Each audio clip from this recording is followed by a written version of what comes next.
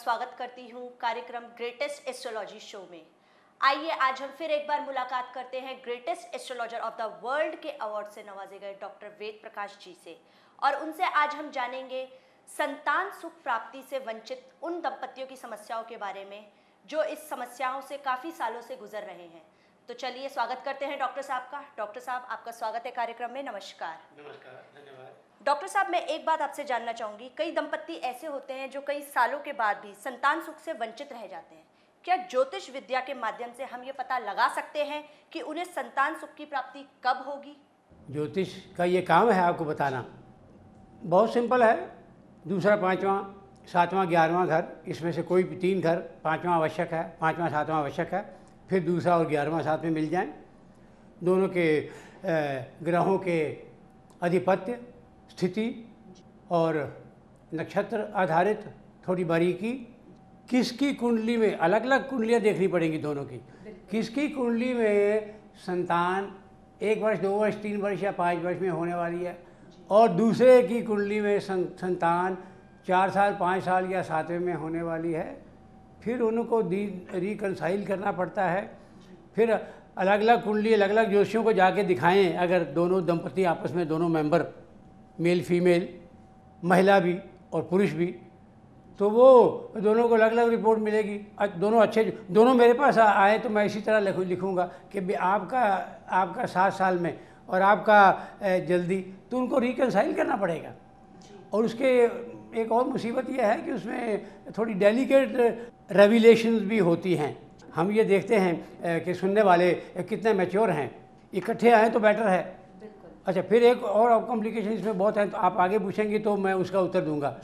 तो बताया जा सकता है, स्त्री की कुंडली में बताया जा सकता है 2 साल में, 3 साल में, 5 साल में, 4 साल में, या 10 साल भी नहीं।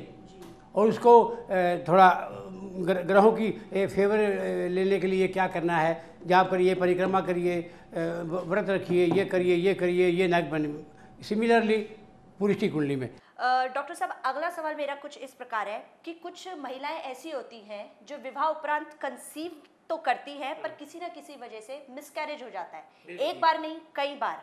तो क्या ज्योतिष विद्या के माध्यम से इन मिसकैरेजेस को रोका जा सकता है? ज्योतिष के माध्यम से का अर्थ है, सुनिए, जैसे मैंने कहा, दूसरा, पाँचवां, सातवां, 11वां, इनमें से कोई भी 3 घर बच्चे का आगमन बताते हैं, पहले से बता देते हैं। परंतु अगर वही ग्रह जो इनके स्वामी हैं या जिनको हम कंसिडर कर रहे हैं, जिनकी ये ओरिएंटेशन देख रहे हैं, वो अगर साथ में 5वें की बजाय चौथे घर की भी ओरिएंटेशन देते हैं, सिग्निफिकेशन देते हैं, और प्रथम के साथ 12वें घर की भी देते हैं, तो वो क्लियर इंडिकेशन है। या 8वें की भी देते हैं तो क्लियर इंडिकेशन है कि मिसकैरेज होगा, 1 बार भी, 2 बार भी, कम से कम इतने साल होता रहेगा। तो हम कह देते हैं, लिख के कहता हूँ मैं, ये मेरी साधारण बात है कि मैं कईयों को लिख के दे चुका हूँ, 3.5 साल बच्चे की उम्मीद ना करिए, 3.5 साल बच्चे का यत्न ना करिए। जाहिर है कि बताया जा सकता है। डॉक्टर साहब, अभी आपने एक बात कही कि यदि पुरुष की कुंडली में ऐसा है कि वो इतने साल तक उसे संतान सुख की प्राप्ति नहीं है, और स्त्री की कुंडली में कुछ और साल हैं, मान लीजिए पुरुष की में 3 साल है और स्त्री की में 7 साल या 5 साल है, दोनों मिल के प्लानिटरी अपीजमेंट करें जी, दोनों मिल के व्रत रखें, दोनों को जो सूटेबल नग है, रत्न पत्थर, जेमस्टोन, वो पहने। जेमस्टोन से भी ज़्यादा यह है कि जो मैं 7-8 काम लिखा करता हूँ आमतौर पे कि इनमें से कोई भी 5 कर लीजिए। 10 काम लिखा करता हूँ कि इनमें से कोई भी 5 कर लीजिए, करते रहिए। 10 महीने, 12 महीने, 14 महीने करिए। उसके बाद 2.25 साल के बाद आपको, 2.5 साल के बाद आप कंसीव होंगी, और वो बच्चा जीवित भी रहेगा, और वो अपना इनकारनेशन भी होगी, इस दुनिया में आएगा, और वो दोनों के एफर्ट से होगा। यहाँ कुछ और बारीकियाँ भी हैं। दोनों में एक चाहता है बच्चा, दूसरा नहीं चाहता, लेकिन एक दूसरे के साथ मिस रिप्रेजेंट कर रहे हैं, झूठ बोल रहे हैं। एक चाहता ही नहीं है, एक खूब चाहता है। आप सोचिए ज़रा, आज 70 साल 60 साल का पुराना ज़माना नहीं है कि भी विवाह हुआ है तो बच्चा चाहिए, ऐसा नहीं है। एक चाहता है, दूसरा कदापि नहीं चाहता। जो कदापि नहीं चाहता या देर से चाहता है, वो खुद ही मिसकैरेज की बजाय आप क्या कहते हैं, बच्चे को गिरा देते हैं। और अपने दूसरे पार्टनर को बताता भी नहीं है। एक के योग में 6 बच्चे हैं, एक के योग में केवल एक लड़का है जी या 2 बच्चे हैं, जी तो बाकी कहाँ जाएंगे? जी, आप सोचिए कहाँ कहाँ जाएंगे। बिल्कुल मैं एक शब्द ज़रा बहुत डेलिकेट आता है, प्रॉमिस्क्यूटी। ये कल्चर है आजकल। दूसरा, जैसे मैं पहले कह चुका हूँ, एक चाहता है दूसरा नहीं चाहता, तो इसलिए ये गिनती आप मुझसे तो लिखवा के नहीं ले सकती। यहाँ से एक बहुत अच्छा सब्जेक्ट निकलता है आगामी के लिए। मुझे पूरा 1 घंटा कोई भी टीवी चैनल, कोई भी बड़ी संस्था, कोई भी बड़ा मंच, इंटरनेशनल कॉन्फ्रेंस, सेमिनार, मैं 1 घंटा लगा के ये सब बताऊंगा। क्या बताऊंगा? नंबर 1, ज्योतिष शास्त्र की लिमिटेशंस। नंबर, ज्योतिषी की लिमिटेशन। बिल्कुल और ज्योतिषी पर एथिकल टाबू, कंस्ट्रेंट्स, रेस्ट्रेंट्स कि हम ये नहीं बता सकते। बिल्कुल जैसे मैं अपनी आयु जानता हूँ लेकिन अपनी पत्नी को नहीं बताऊंगा, तो किसी को तो बता रखा है। बिल्कुल अपने किसी सहपाठी को बता रखा है, किसी न किसी को बता रखा।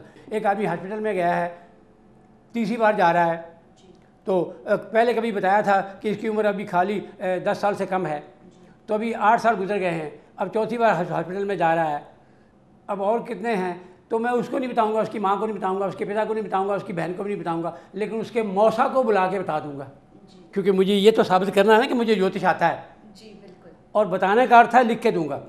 और ऐसा हुआ है। मेरठ की बहुत बड़ी एक लेडी डॉक्टर हैं, बहुत बड़ी, ऑलमोस्ट वर्ल्ड रिनाउंड।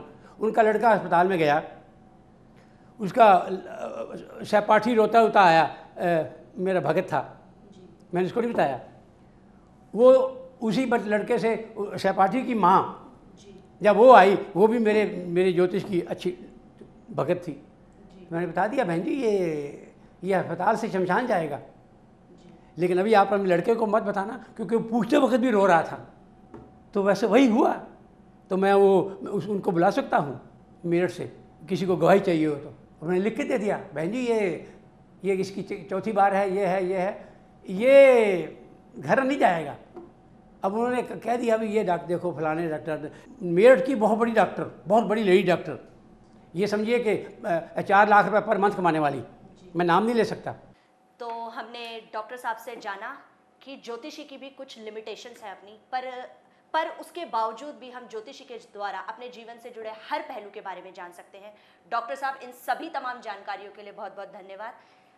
नमस्कार। अपनी किसी भी प्रकार की समस्या के लिए या ज्योतिष सीखने के लिए आप इन नंबर पर संपर्क कर सकते हैं 9899090121 या 9899090205। Address A112 brotherhood apartment, Vikaspuri, near Mamta model school, Nai Delhi.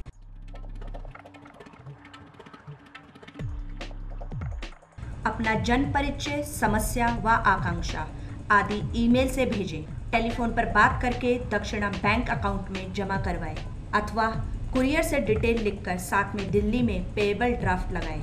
SMS ना भेजें।